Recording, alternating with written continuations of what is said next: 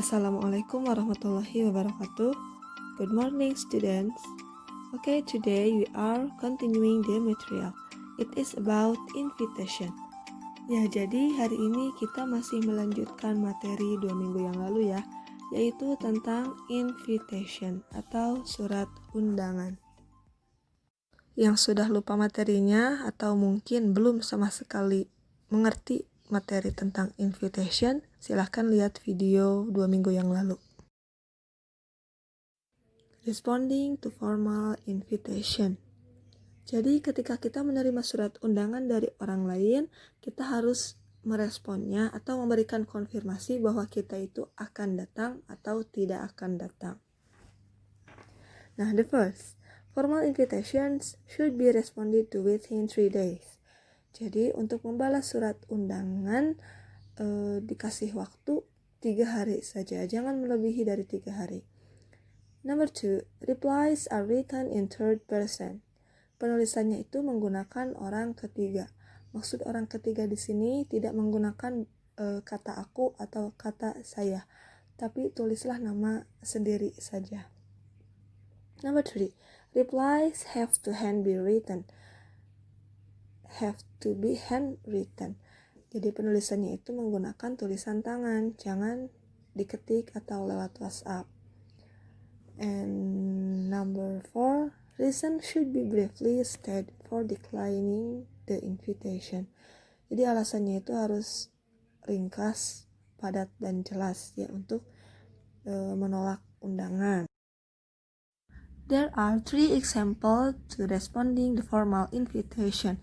The first is acceptance. Acceptance adalah untuk mengonfirmasi bahwa kita akan hadir ke acara undangan tersebut. For example, contohnya, Mr. and Mrs. Eri Utomo accept with pleasure the kind invitation of Mr. and Mrs. Pujianto to the wedding ceremony of their daughter on Friday, the 12th of December at 7 o'clock. Mr. dan Mrs. Eri Utomo menerima dengan senang hati jenis undangan dari Mr. dan Mrs. Pujianto ke upacara pernikahan anak perempuannya pada hari Jumat tanggal 12 Desember pada jam 7. Nah, ini adalah contoh dari acceptance yang pertama. Kemudian yang kedua, Mr. and Mrs. Wibowo accept the invitation with pleasure.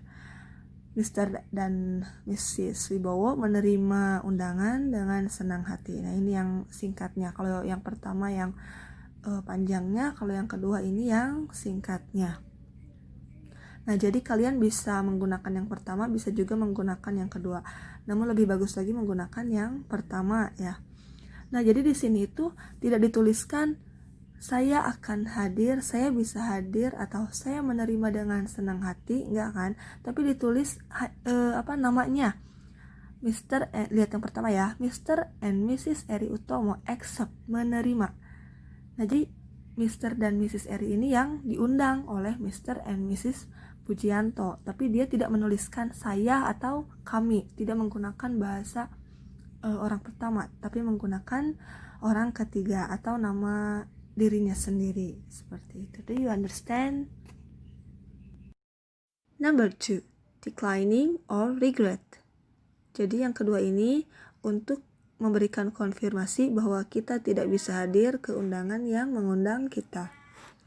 For example, the first, Mr. and Mrs. Situmorang regret that they are unable to accept the kind invitation of Mr. and Mrs. Pujianto for Friday, the 12th of December at 7 o'clock due to prior engagement. Terjemahannya, Mr. dan Mrs. Situmorang menyesali bahwa mereka tidak bisa menghadiri ke undangan Mr. and Mrs. Pujianto pada hari Jumat tanggal 12 Desember jam 7 karena ada janji sebelumnya. Due to itu artinya karena ya, alasannya gitu. Prior engagement itu ada janji sebelumnya, seperti itu. Nah, untuk menolak itu alasannya harus pasti ya, harus jelas. Jangan tiba-tiba, tidak bisa doang gitu ditulisnya, tapi harus ada reasonnya, harus ada alasannya. Kita lihat yang kedua, Mr. and Mrs. Wibowo regret to decline the invitation due to health reason. Mr. dan Mrs. Wibowo menyesali tidak bisa menghadiri ke acara undangan dikarenakan kondisi kesehatan. Ya mungkin lagi sakit ya Mr. and Mrs. Wibowo ini. Oke, do you understand? Nah, jadi jangan lupa ya kalau untuk menuliskan acceptance atau declining, entah itu akan datang atau tidak datang, kita harus menggunakan penulisan orang ketiga. Jangan orang pertama, jangan menggunakan saya, jangan menggunakan aku. Lebih baik menggunakan nama diri sendiri saja. Oke, seolah-olah orang lain gitu yang menuliskan, tapi kita sendiri yang menuliskannya. Number 3, responding card. The responding card comes with the invitation card. This card should preferably be handwritten. Nah, jadi kartu untuk merespon undangan ini yang ngasih adalah orang yang mengundang.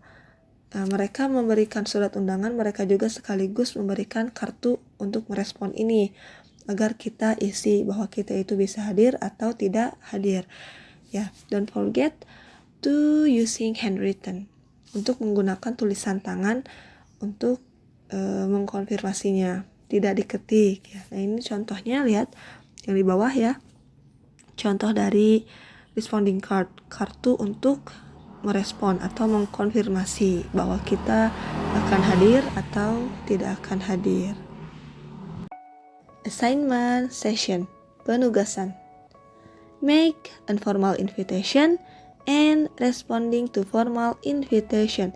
Buatlah sebuah surat undangan yang formal, dan yang kedua, buatlah cara meresponnya, apakah menerima atau tidak menerima undangan tersebut dalam bentuk kartu seperti yang sudah Miss jelaskan tadi. Ditulis tangan ya, surat undangannya ditulis tangan, untuk meresponnya juga ditulis tangan. Okay, finish. I think enough. Thank you very much for your attention. Wassalamualaikum warahmatullahi wabarakatuh. See you on next material.